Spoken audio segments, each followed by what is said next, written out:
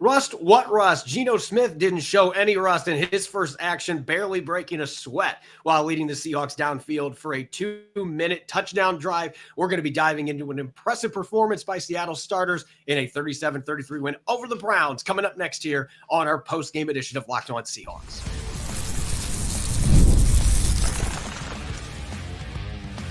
You are Locked On Seahawks, your daily Seattle Seahawks podcast. Part of the Locked On Podcast Network, your team every day. Greetings, 12. This is Corbin Smith, host of the Locked On Seahawks podcast, your daily Seahawks podcast, part of the Locked On Podcast Network, your team every day. Glad to be joined here on our post-game episode by my co-host, Connor Benintendi, and a special thanks to all the 12s who are tuning in, whether you're listening in Issaquah, Washington, or San Angelo, Texas. We greatly appreciate each and every one of you for making Locked On Seahawks your first listen 5 days a week. We apologize for the post-game show not happening after the game like normal, but I was going to pick my mom up at the airport and there was a really bad accident. So it was physically not possible for me to get back in time to do the show, and then ran a half marathon this morning. So I'm gutting it out for this show here so we can talk about this exciting game, Connor, because from a preseason perspective, at least with the starters, the players who are going to be playing snap for the Seattle Seahawks, I don't think you could have asked for a better first look in game action from Geno Smith running Ryan Grubb's offense and that silky smooth connection with Jackson Smith in Jigba.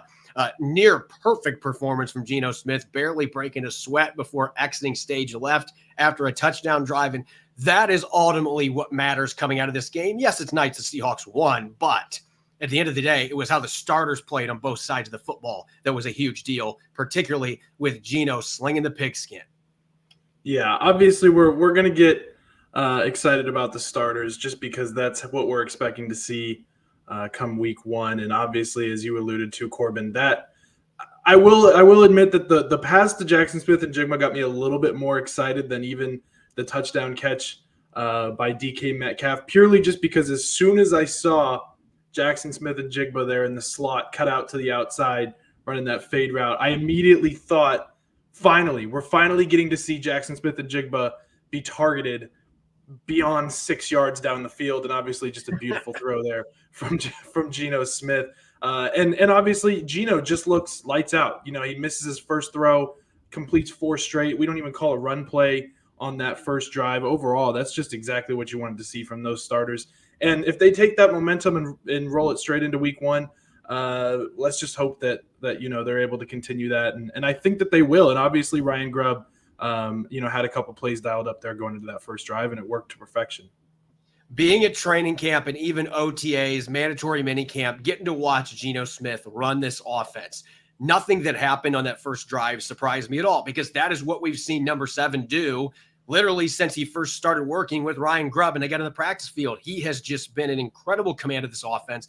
And you saw last night, I don't know about you, Connor, but I thought an already quick release, it was even quicker last night. Like Geno Smith, that ball was getting out of there like a 100-mile-an-hour fastball, just rocketing out of his hand. And that fade route that he threw to Jackson Smith and Jigba in particular, I've lost count about how many throws like that he has made to JSN in the offseason program and in training camp. Those two, that play is going to be such a nightmare for opposing defenses to have to deal with. And it didn't look like it was that long of a pass. And, oh, by the way, it was a 29-yard completion. If you are picking up chunk plays like that, that was really the tale of this football game. Seattle did not convert a single third down on offense in this game.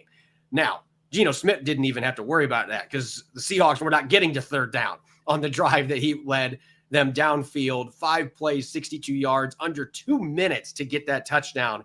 As quick of an audition, as effective of an audition as you're going to see. But you had explosives there. You had the 21-yard touchdown to DK Metcalf. You had the 29-yarder to Jackson Smith and Jigba. Maybe the most impressive play that entire drive was Geno Smith escaping multiple pass rushers to manage to get the ball to Kenny McIntosh for a 9-yard completion. The pocket presence that we have seen from him the last couple of years just shows you how he continues to evolve in that area of his game. But as an entire offense, Kenny McIntosh, I mean, how many guys end a game with a 56 yards per carry average?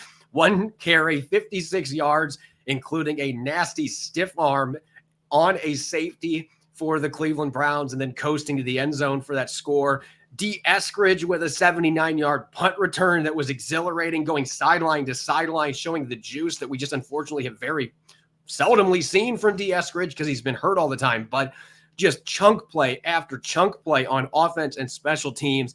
That was really the tale of this game in particular, because let's face it, the backups for the Seahawks on defense gave up a ton of yards. The Browns moved the ball effectively. There were some issues with broken coverages. The pass rush was fine, but they gave up some chunk plays in the run game in the second half. Mike McDonald was not happy about that, but his starters went out and got the job done in their one series, forced a punt.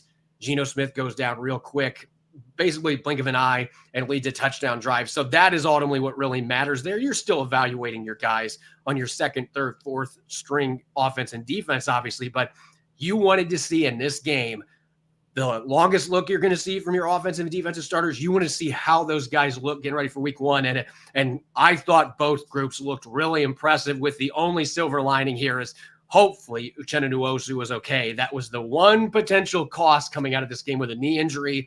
We don't know the severity, so that is the one thing that we are still kind of holding our breath on. But otherwise, offense and defense, the starters look fantastic on both sides of the ball, and that should have Seahawks fans pumped up for September 8th. Yeah, and I just want to focus on the explosives for a moment, Corbin, just because that really was the tale of the game, both for the starters and for the backups on offense for Seattle. And obviously you get the special teams touchdown from D. Eskridge. But when you look at the actual outcome of this game, pretty much everything points, and you've got some of the stats there on screen, Corbin, but pretty much most of the stats pointed to what in the regular season would be a loss, especially in a game that had no turnovers. Obviously, P.J. Walker had what should have been an interception, but he got bailed out by that roughing the passer call. And overall, just no huge mistakes by either side. But obviously, being outgained by almost 120 yards is not exactly a great thing for Seattle. Obviously, being 0 for 7 on third down isn't great. The Browns ran 76 plays to Seattle's just 45, and that was because they obviously had longer drives overall. It took them longer to get down the field. The Seahawks had 4 scoring drives of 6 plays or less, and the Browns had 3. But still, overall, and the Seahawks had 0 drives of double-digit plays, while the Browns had 4. So that really just kind of explains how we get to the time of possession being lopsided as it was, and it just took longer for the Browns to do what they wanted to do. And I don't know if that's necessarily something that Mike McDonald is praising, that all we get is these shorter drives. We saw in the past couple games, obviously, that it took a little bit longer and it was more methodical drives that the Seahawks were scoring on, but obviously they didn't put up 37 points. So I think the explosives are a plus, but at the same time, I think you want to see some of those outcomes at the end of these games get ironed out a little bit more. Obviously, only one red zone trip, and to score 37 points with one red zone trip is not going to happen in the regular season. So I wouldn't put too much weight into those statistics, those team stats that come out of it, because it is preseason. It's not the same script that they're going to be following in the regular season. But overall, whenever you're averaging, it was 6.2 yards per play for the Seahawks to the Browns 5.2, I think you're going to feel pretty good about that. Especially when you look at what happened with the starters. Now, again, both teams had starters that were sitting out. It's not like this was a game where both teams had all of their dudes. The Browns did not have Myles Garrett coming after Geno Smith. The Seahawks had some key guys on both sides of the ball that were not playing in this game either, particularly in the offensive line. But still, you got to see Geno Smith shine with this offense. You got to see a couple of his stud receivers making big plays. I thought that O-line looked pretty solid most of that drive. And then defense, Jaron Reed getting the big sack, Devin Witherspoon with a pass breakup. Your dogs were getting after it, and they were playing good football. Boy Mafe with a pass breakup at the line of scrimmage. I mean, your guys that are going to be playing a lot of snaps for you on offense and defense, those are the ones you were really evaluating in this game. And I know that Mike McDonald's going to be bitter about some of the things that happened in the final 3 quarters, but at the end of the day, the Seahawks got the big plays that they needed, and their offensive and defensive starters looked really rock solid. So this is a nice final dress rehearsal going into week 1 against the Denver Broncos. I hope they'll be carrying that over when it is bullets flying full speed, both teams playing other starters. They hope that that carries over into the season opener coming up here in less than 2 weeks. Coming up next, we're going to continue our post-game show with our weekly game balls. Who gets the balls on offense, defense, and special teams? We'll get to those here in a moment on our post-game edition of Locked On Seahawks.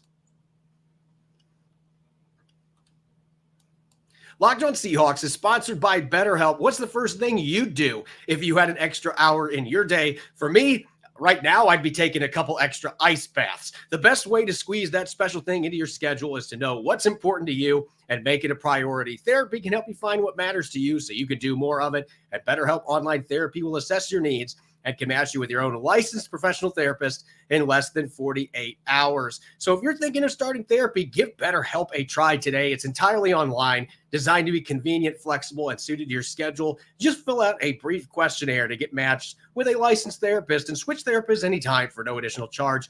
Learn to make time for what makes you happy with BetterHelp. Get 10% off your first month at betterhelp.com/lockedon. That's 10% off your first month of online therapy at betterhelp.com/lockedon.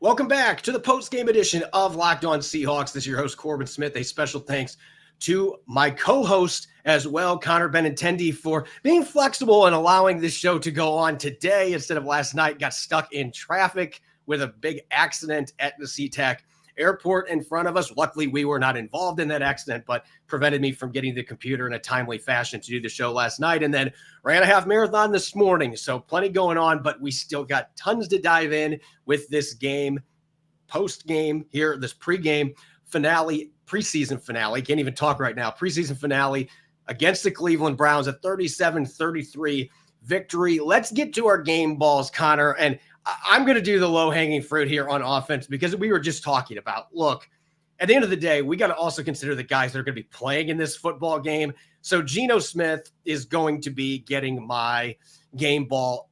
Really impressive first drive, 62 passing yards, a touchdown, 12.5 yards per attempt.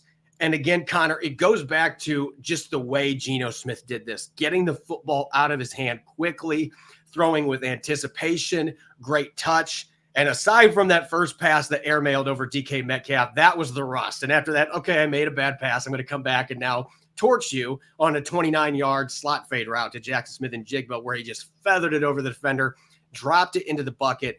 As clean of a throw as you're going to see, getting away from multiple pass rushers that were trying to sack him and then dumping it off to Kenny McIntosh. Another first down that he fires a dart to Jackson Smith and Jigba for 7 yards. And then obviously the 21-yarder to DK Metcalf.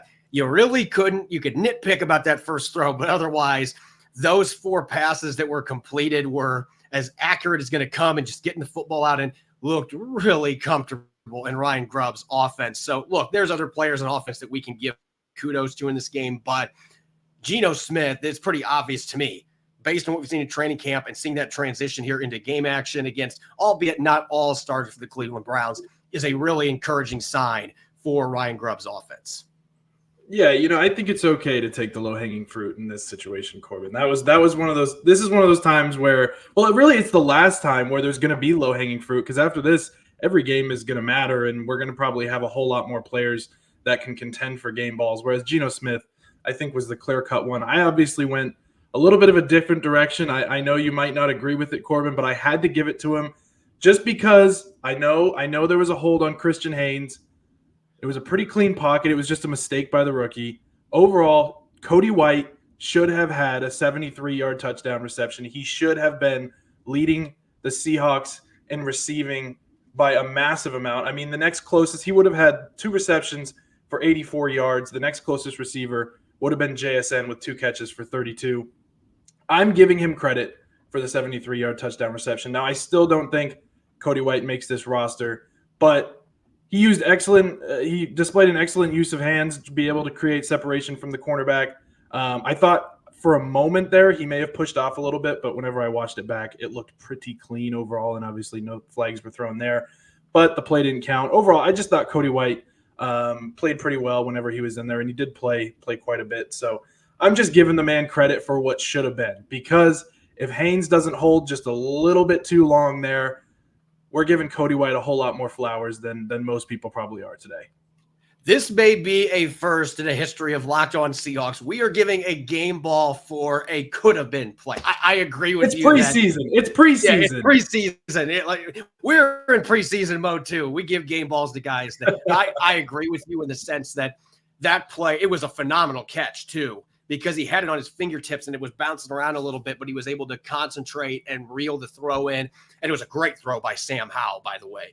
And excellent throw by Sam Howell. Christian Haynes, this is how I feel about that play. That's when you go back and say, okay, rookie, here, you talk to Steve Hutchinson, who was in the building. Steve Hutchinson will tell you this play was good for 95% of it. It's that last 5% where, okay, just let it go, dude. He's not going to get to the quarterback. Just let him go, and then the officials are not going to call that. So it's a learning moment for Christian Haynes that ultimately took away a 73-yard touchdown. But I get it, your thought process, particularly in the preseason. And, oh, by the way, Cody White also had a special teams tackle, so we can also put that on his resume as well. Let's go to defensive game balls. And, look, you wrote an article about this on Seahawks on SI today, and it's probably heading this way based on what Mike McDonald has says. But Jamie Sheriff, man, I want to see Jamie Sheriff on this roster. I'm just being brutally honest. It has gone from a really cool story. Maybe we get him on the practice squad too.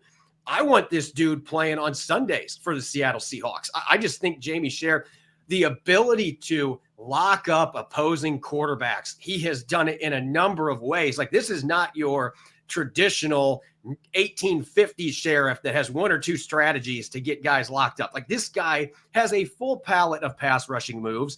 He wins with athleticism. He wins with power. He wins with a great jump off the line of scrimmage consistently. 3 tackles, 2 sacks. The second one was the one that I loved. And I will admit, I was walking out of the stadium when this happened. I saw the play on one of the TV screens the Seahawks have in their bar area that's below the press box, and was able to watch this, and watching Jamie Sheriff just fly into the backfield and then toss the quarterback Tyler Huntley like he was a sack of flour, just tossed him off to the side. And even for a preseason game, the crowd noise after that play, you can tell that he was becoming a fan favorite. Had another big hit that was a questionable pass, roughing the passer penalty. I know that they're protecting the QBs with the body weight stuff, but that one seemed very questionable to me. If that play counts, he has 4 quarterback hits. This guy, by my charting, has 11 quarterback pressures and 7 QB hits and 3 sacks this preseason. And he also had a special teams tackle last night too. I just think Jamie Sheriff looks like an NFL player. This does not look like one of those preseason darlings. Well, is he going to be able to do it against regular season competition? Seeing this guy on the practice field, I believe that he is worthy of being on the 53 at this point, especially after trading Darrell Taylor. We'll see what happens. Mike McDonald could have been doing some coach speak there, trying to signal, well, maybe he's got a chance to come back, and then he ends up on the roster. We'll just have to wait and see. But at least in this game, he was easily Seattle's most dominant defender. Yeah, I really want to see him on the roster too. I'm very curious. I'm trying not to put too much weight into McDonald's words, but it sounded from the way that he said it and things like that, it was pretty clear cut. Like you said, it might just be coach speak, but it sounds like he's probably not going to be on this team, which is unfortunate. I do think he's been the star of the preseason for Seattle, and maybe there isn't a spot. Maybe they feel that comfortable with only 4 edge rushers on this team after trading Darrell Taylor. If Nwosu is hurt though, too, you have to keep him. Well, and there's multiple injuries that could, fluctuate with this, just how many roster spots are available. It also depends on, if Farrell Brown's going to be eating up a roster spot here early on with the initial roster, things like that. Obviously, I don't think Jarek Reed is going to be eating up a roster spot. He's going to stay on PUP to start the season. But we have injuries, right, that could change things in terms of whether Jamie Sheriff can make this team. I think he's well worth the price of admission here in terms of the preseason, and then also just being able to have a job in the NFL. I think he's going to land somewhere no matter what. The risk that they run is if they let him go, I don't think he clears waivers. I don't think he ends up back on this practice squad, which is really unfortunate. I mean, I think you said last night, Corbin, why wouldn't the Cleveland Browns go get him? They just watched him obliterate their offensive line and sack Tyler Huntley twice and give Tyler Huntley a whole lot of problems. Why wouldn't they go get him? Cleveland Browns have a pretty good edge rushing group themselves, but overall, he has a job.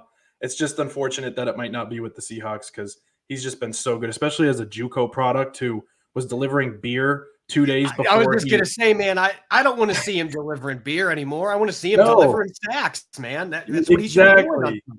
I know. It's such a cool story, but, he's going to be a fan favorite no matter what. I think he's going to be one of those players that Seahawks fans are rooting for, whether he's on Seattle or not. I'm going to go with my game ball. Mine's kind of the low-hanging fruit here as well, Corbin. It's Patrick O'Connell, but it's not just because he led the team in tackles. There was a drive, I think it was early in the third quarter.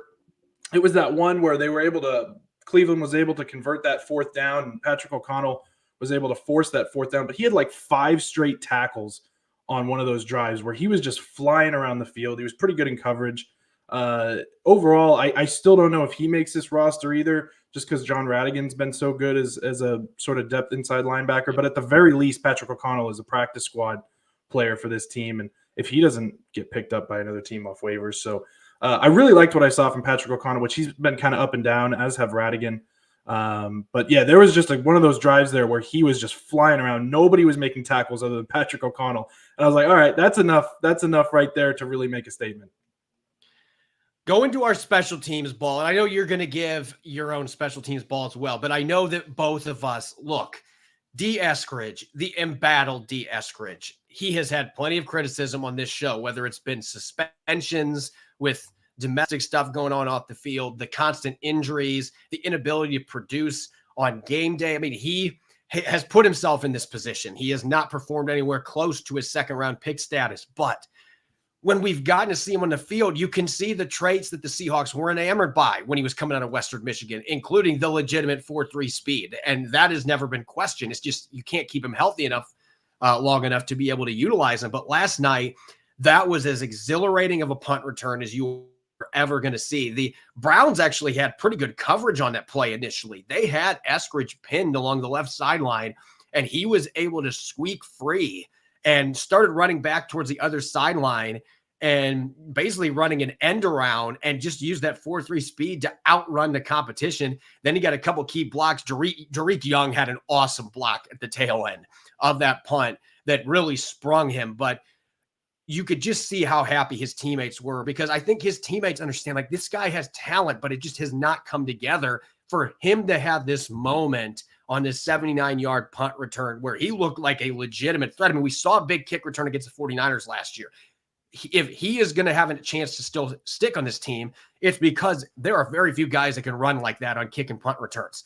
So maybe there is still somewhere to fit in for him. And he had 3 catches on 3 targets. He looked pretty good on offense yesterday in his opportunities. So let's give D. Eskridge some flowers. I don't know if it's enough at this point to get him on this roster, because I still think D. Williams is ahead of him. But this is why this team did not let him go before this year, because look, we know all these issues, but we also understand there are very few human beings that can run like D. Eskridge can and has that playmaking ability. It was nice to see him put it together in this preseason finale. Yeah, I think if he's on any other team, Corbin, that doesn't have such a deep wide receiver core / special teams returner contributors / wide receivers who can also tackle, just everything that Seattle has going for it right now in terms of pass catchers and gadget guys, particularly with Laviska Shenault kind of taking the lead in that role. I don't think D. Eskridge was able to save his job, but I do think I think we can give him his flowers for one night. All right. He had his 79-yard punt return, and let's give him his flowers for one night. I'm okay with that. Whether he's on this team or not on Tuesday doesn't really matter right now. Great play from D. Eskridge. He looked pretty good. I'm going with Jason Myers, just because he's had a couple extra point issues, in the first couple games, but last night, 3 for 3 on field goals, 4 for 4 on extra points, 58-yard field goal. And I'll be quick with this one. Just an overall good night from Jason Myers, maybe quell a little bit of concerns that some were having about him. He has been great from long distance. I mean, I was joking with the guys in the press box about this last night. Really, it isn't a joke because the stats back it up. But like, Connor, those 3-point shooters that struggle at the free throw line, like they're outstanding 3-point shooters in basketball, but they can't make free throws consistently. That has been Jason Myers. Like, the guy is money from 50+ yards, and he has really enhanced his range the last couple of years. He's now consistently making those mid-50s, long 50s yard field goals. But he has those struggles. He has more missed extra points than any kicker in NFL history. It's just baffling. But we've seen that in other sports with guys that are really good at those specialties, but then you can't make a free throw, but you can make 3-pointers out of your mind. Like, he has been kind of that way, but it feels like he's starting to settle down a little bit. And look, it is still an even year. We have to have hope that Jason Myers is going to go out there and have his typical dominant even year season and go out and kick 90+% field goal percentage and make most, if not all, of his extra points. Let's get to our 3 up, 3 down now, shall we? And from the positive side, and I mentioned the play earlier with Kenny McIntosh. I think we got to start with K-Mac. And George Holani didn't get on a 3 up, but I'm going to mention him too because the 18-yard run that he had before his touchdown to the goal line, that might have been one of the 3 most impressive plays that happened all of last night. I don't know how he turned that into 18 yards, just pure will, pure power, tenacity with the ball in his hands. So, I mean, I don't think Seattle at this point has any issues with trying to figure out who's on the roster. I think both these guys are on the 53. I can't see Seattle cutting Holani because Ryan Grubb and Mike McDonald love him. McIntosh with that 56-yard touchdown showed off some explosiveness that we didn't know he necessarily had in him. Now, granted, he did have a semi-truck sized hole there to work with. And so we had to consider that. But, 56 yards per carry is a pretty good night, I think. So Kenny McIntosh getting the first flower here with our 3 up. And I think we have to mention one of the guys that helped spring him for that big play as our second 3 up here on offense. Yeah, Laviska Shenault's just so good. Or I'm sorry, McClendon Curtis is where we're at now. No, we are on Laviska Shenault. My bad there.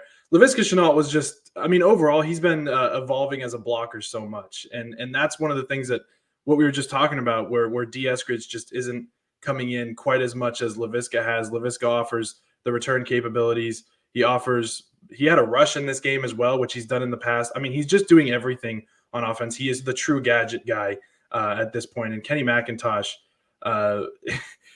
he has been incredibly lucky. I will say that in terms of the holes that have been made. I feel like every time Kenny McIntosh is on the field, whether it's the same offensive line or a slightly different offensive line, there is a Mack truck-sized hole created for him. But he has hit them to his credit. He has had the vision to find them, hit those holes, and spring big plays. Whereas George and he made 20 yards off that stiff arm last night too. So exactly. He's had the plays. He looked really good.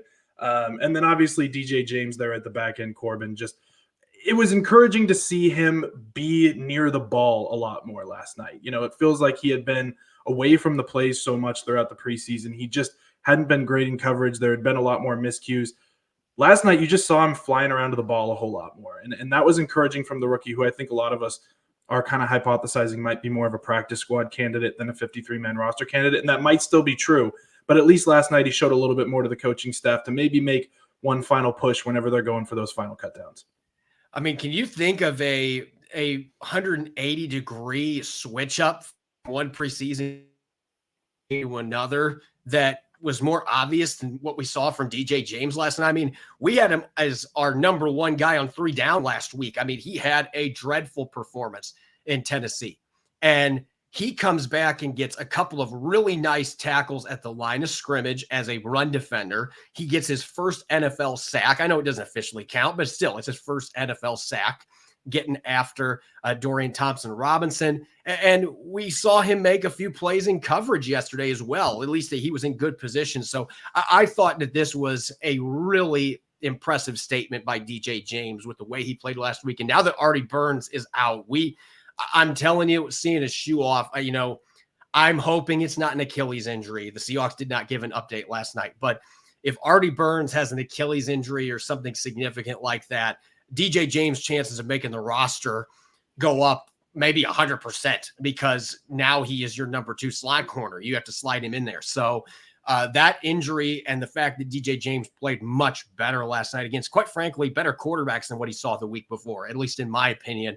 I think that was a really strong statement from him. And Shenault, I just got to give Shenault the credit here for that block that he had on the kick out on Kenny McIntosh's run. Just absolutely bulldozed the guy coming down on that down block. And so he's just been doing everything. Bring your hard hat. That's the kind of guy you got to have on your roster as a 4th or 5th receiver. And as far as 3 down goes, last night it felt like there were a few players that we really could pick on because the Seahawks did give up almost 400 yards of offense. They didn't convert a single 3rd down on offense. There were plenty of things that didn't necessarily go right last night. On the offensive side of the ball, I'm going to pick A.J. Barner as my first candidate here. And it's just because I'm just being honest, Connor. We saw a couple nice plays from him in the second preseason game where he was able to pick up some yards after the catch, but the blocking has been underwhelming from him here in these 3 games. Haven't necessarily seen him jump out on special teams, and he had a horrible drop last night. I'm just seeing a guy that he's going to make this football team, especially the injuries they've got, but you're not seeing the progression in the preseason that you were wanting to see. And he's kind of been an afterthought tight end to this point. And as a 4th rounder, you're hoping to see a little bit more. There were other 4th rounder. Tyrese Knight was making big plays last night. You want to see AJ Barner start to get comfortable and play at a higher level, but I haven't seen him jump out as a blocker on any of these big runs. I haven't seen him really stand out as a pass catcher either. It's just been a quiet preseason and underwhelming one for the rookie. Yeah, last night, he drops his only target in the flat. That's just immediately a bummer whenever we're looking to see him make, more plays than he has been. And obviously, I think it was a 17-yard reception, Corbin, that he had last week versus Tennessee. And that looked pretty good, but even then, he caught it in the open field, and the yards after the catch, he didn't really have to fight too hard for. So it wasn't like it was a exceptional play that's really going to get you, on your feet. But overall, yeah, I would like to see more from him. It's almost making things more difficult now that you selected him in the 4th round, and now you're having to think, okay, well, we can't let him go. We have to keep probably 4 tight ends on this roster now because we don't want to let our 4th round pick go. Whereas if you don't make that pick, you're probably only keeping, if assuming Pharaoh Brown is healthy, Noah Fant, Pharaoh Brown, and Brady Russell, and then figuring out your practice squad from there. So I am curious to see where he shows up on the depth chart in the regular season. I don't think we'll see him much this year unless he starts to really turn a corner overall. And the second one, I believe you had on there Kobe Bryant, right, Corbin? And that's one of the things that it's just Nehemiah Pritchett and Kobe Bryant, particularly on that one blown coverage. I think it was the 46-yard reception from Jamari Thrash. Yep, Kobe Bryant let him down on that one. Kobe Bryant let Nehemiah Pritchett down on that one. Nehemiah Pritchett got burned. Let's not forget about that. Nehemiah Pritchett got burned, but Kobe Bryant bit pretty hard and left him in one-on-one coverage, and Jamari Thrash just torched him.